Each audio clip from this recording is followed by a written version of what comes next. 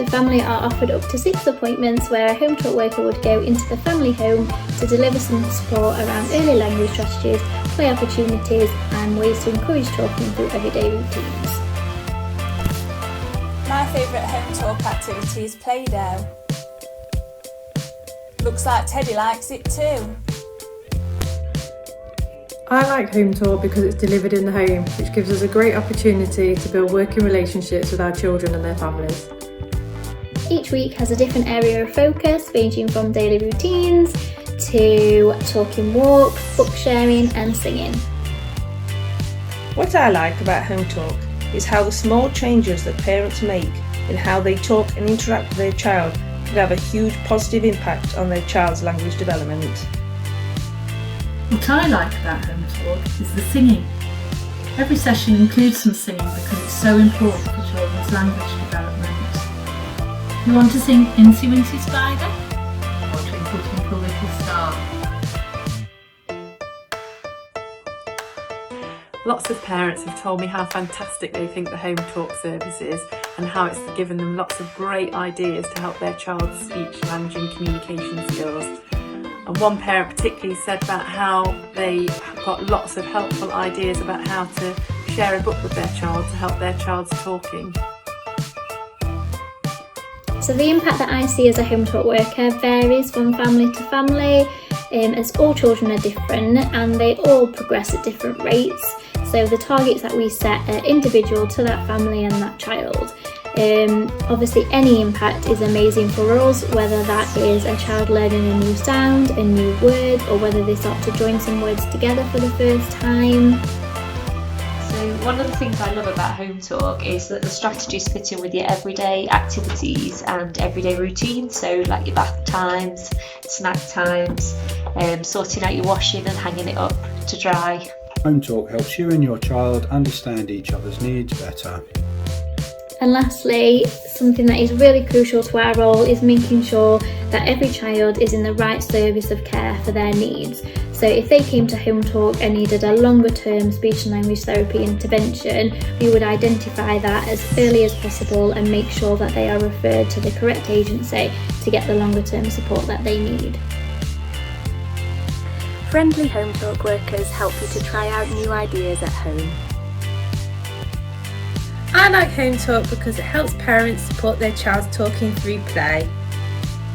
I love my job as a HomeTalk worker. I meet so many amazing children and amazing families, and we do really create a really nice bond over our programme of care, and just being part of their journey really is really important to me.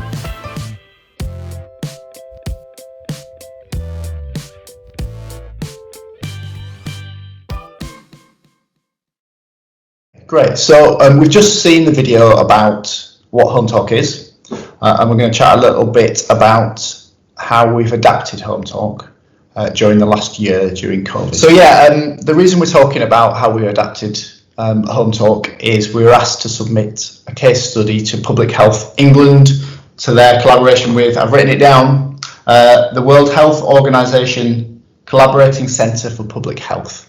So it's kind of good practice example of how we've adapted during COVID. If we start with you, Charlotte, could you just tell us a little bit about the different ways we delivered HomeTalk in the last year? Yep, so we started delivering HomeTalk sessions by telephone call, and then we were able to deliver video call sessions with families. We then developed this and we were able to do sessions outside, social distancing with families, and then we're able to now do home sessions in the full PPE with families. Great, thank you. So we'll talk about each of those in a bit more detail. As we've seen in the previous video, HomeTalk is very much about helping parents try new strategies to help their child's language development during everyday activities and during everyday routines, which is obviously a bit tricky when you're working more remotely. So Hazel, how did you make video appointments work?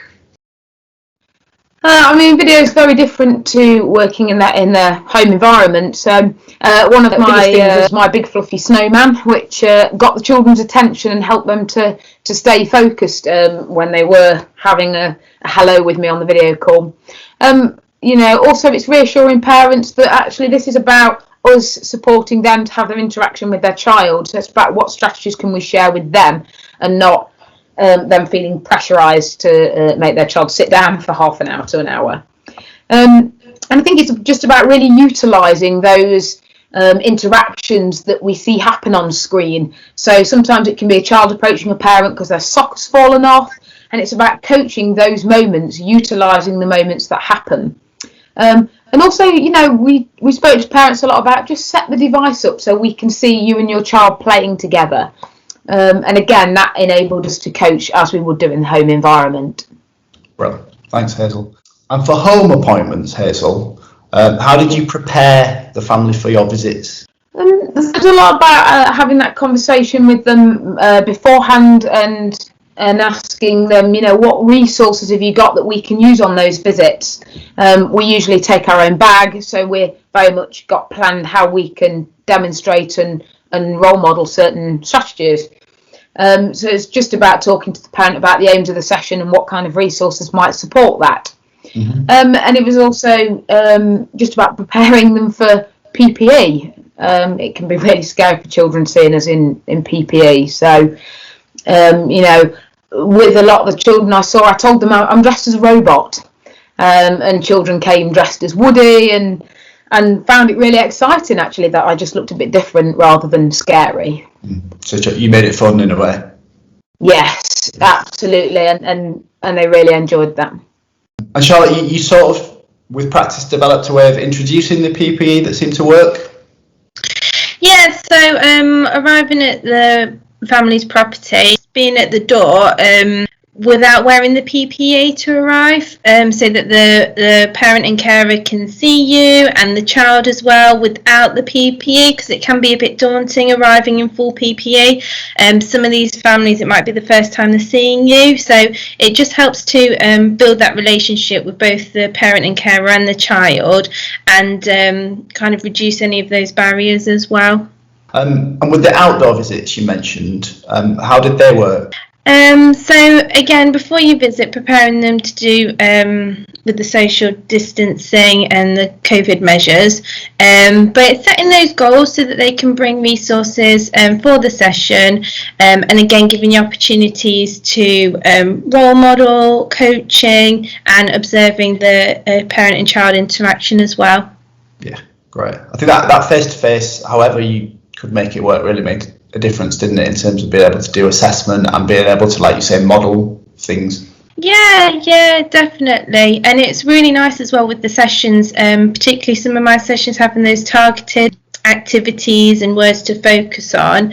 You can really role model and coach it and support those parents to use those techniques and strategies, and then observing the child's reaction to that, and some really nice times when they began to use those words for the first time, so it was lovely.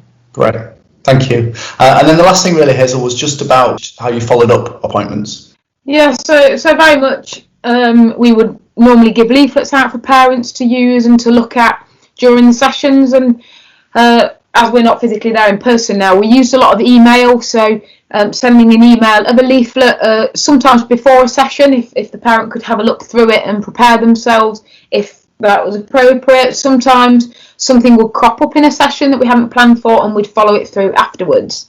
We also used text message just to remind them of the key bullet points of things, and also sent videos out with strategies on and people role modelling those strategies with children, so again they could really recap on those strategies that we ourselves haven't been able to role model through being in front of the computer screen.